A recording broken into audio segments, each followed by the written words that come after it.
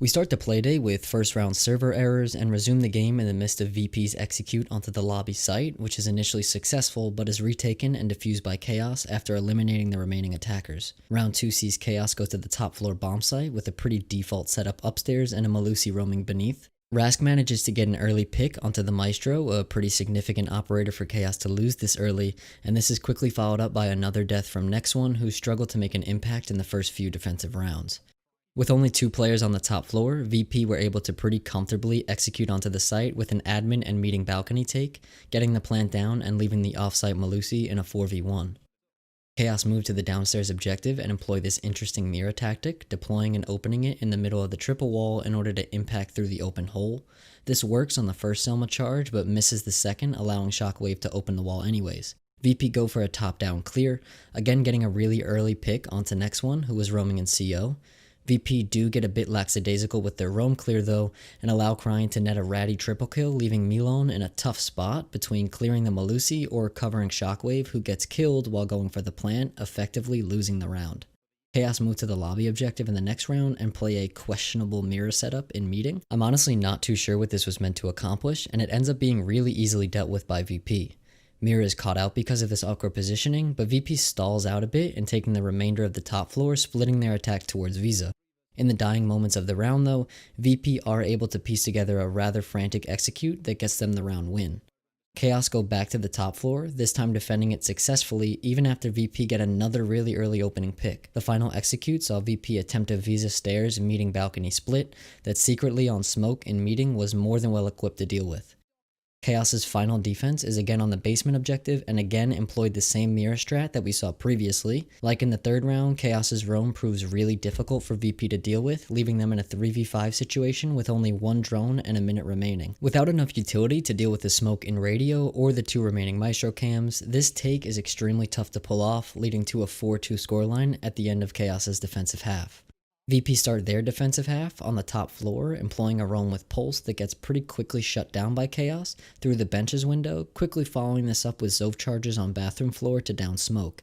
WTG gets caught trying to rotate over and presumably revive smoke, and with 1 minute and 30 seconds left in the round, a 2v5 is too much to overcome for VP.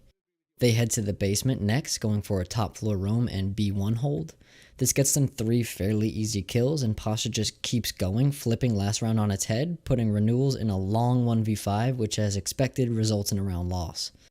Defending lobby for the 9th round sees VP lose as they see their smoke die very early, quickly followed up by Pasha, their hero from last round, who was trying to rotate back to site down yellow stairs. VP managed to pull a couple of those kills back, but ultimately get choked out, leaving Shockwave in perhaps the toughest spot in the game as the last person alive. In what ends up being their final defense, VP go back to the top floor. Again, smoke is the opening death, and with Pulse all the way in the basement, the round quickly becomes essentially a 5v3 on site, which snowballs into a flawless round and a pretty convincing 7-3 win for Chaos.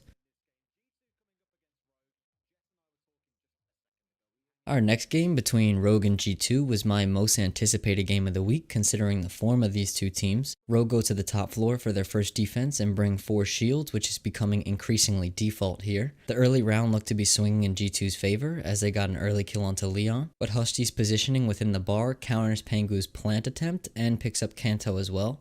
The last 2 kills follow pretty quickly after. Rogue go to kitchen next, extending into both VIP and bakery. This form of extension doesn't allow Rogue to dedicate much attention towards the top 2 floors, allowing G2 to establish early top control and play vertically before dropping and walking in freezer to net the final kills.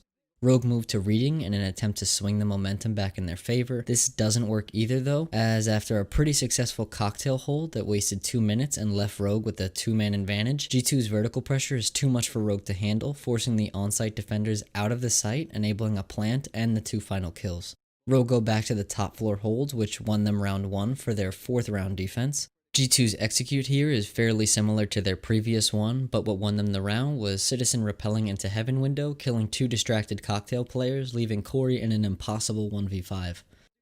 This round, coupled with Rogue's next kitchen defense, point to what seems to be Rogue's biggest flaw during this stage, which is that they constantly go back to the same setup with minimal to no variation. Against a team like G2, who are naturally adaptive, this is going to be quite strenuous to pull off. G2 do the same thing which won them the previous kitchen attack, establish map control, play vertically, and begin executing onto the bottom floor after their opening pick, this time getting the plant down and picking up a 4-1 lead.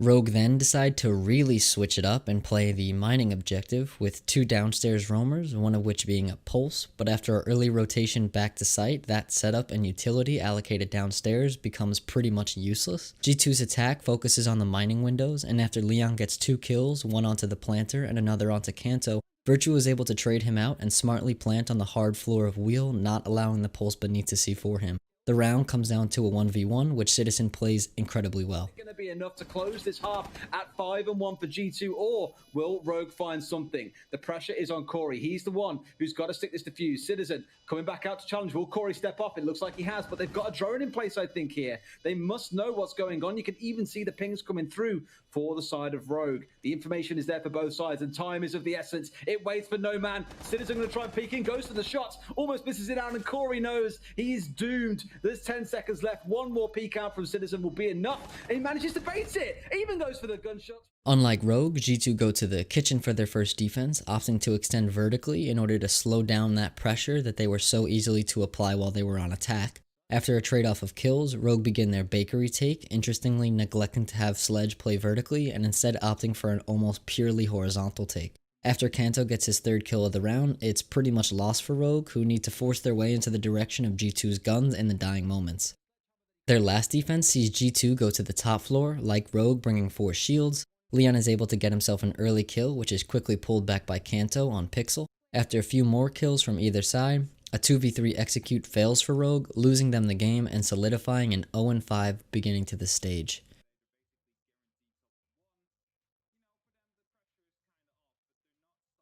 BDS's attacks almost always feature the same basic clear on Clubhouse. They begin by droning into the gym side of the map with their sledge just behind those drones, and after this control is established, they begin working their Zofia in on the opposite side of the map, usually in garage for the basement objective or outside of stock for their rather interesting cache CCTV take. This take sees them play purely from construction side over, neglecting to even look at the CCTV wall for the entirety of the round.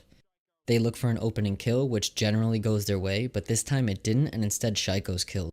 Regardless, Alems behind the fully focused defenders snakes his way up red stairs, coupled with a CCTV window jump in that completely opens up the site for BDS, enabling them to win the round. They opt for a garage take the next time that they attack CCTV cache, but this doesn't go their way, as interestingly Vitality just had better gun skill in this round. This also happens when BDS attacks Gym, where they saw poor drone work allow Goga to trick the initial hard breach on the jacuzzi wall and fall back to bathroom. It seemed that BDS just weren't as sharp today as they typically are mechanically. Even though this late round frantic push shouldn't work out, on their best days it quite often does.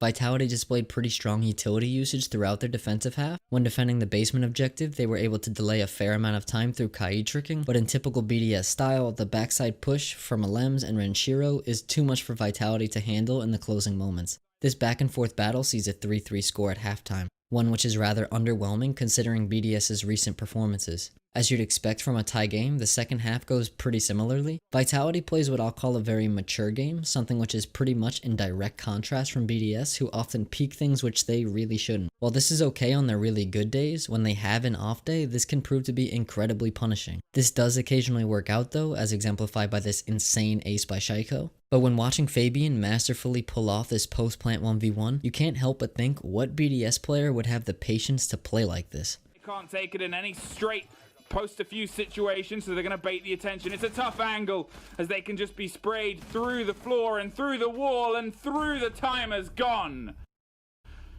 Vitality. Maybe this is just me being ignorant and buying into the memes, but when BDS don't simply slam everyone on their playday, the flaws in their game certainly reveal themselves. The silver lining here is that the game did end up being a draw, so even when BDS aren't at their sharpest, they're still able to claw back some points.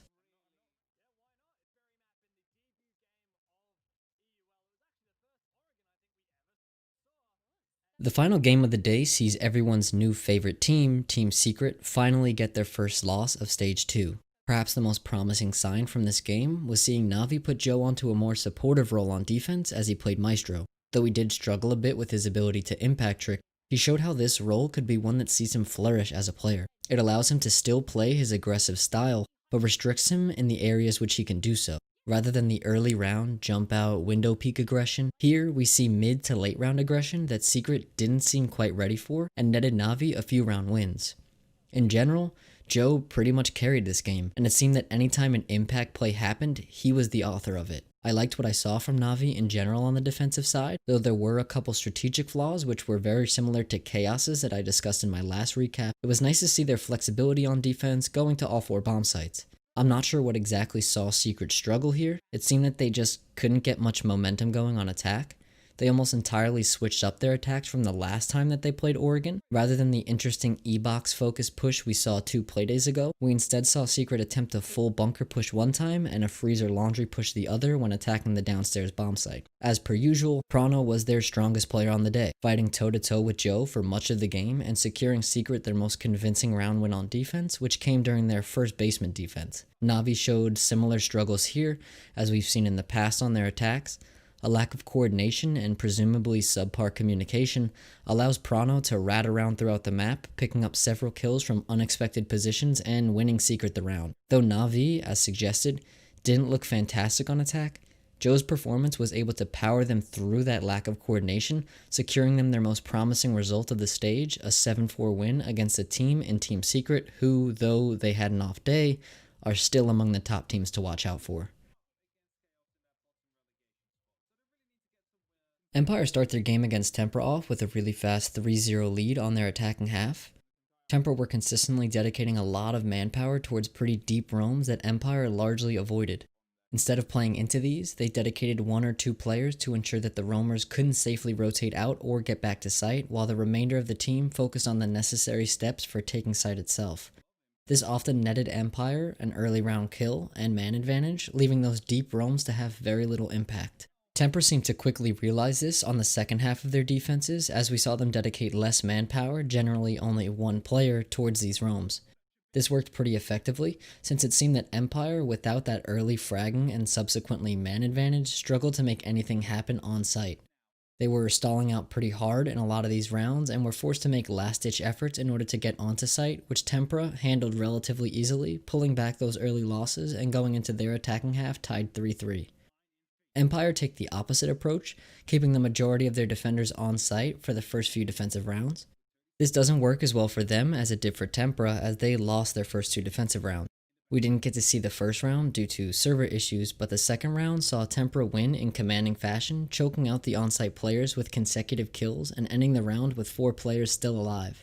Empire managed to pull back around in the 9th when defending Jim, where Always made a pretty miraculous retake work, stunting Tempra's momentum a bit. Can't now as Shinka swings on the door and drops 1 more. The pings are constant, they're hot, and it's a 1 versus 1 always versus the diffuser carrier, but he's not even going to let him start to put it down.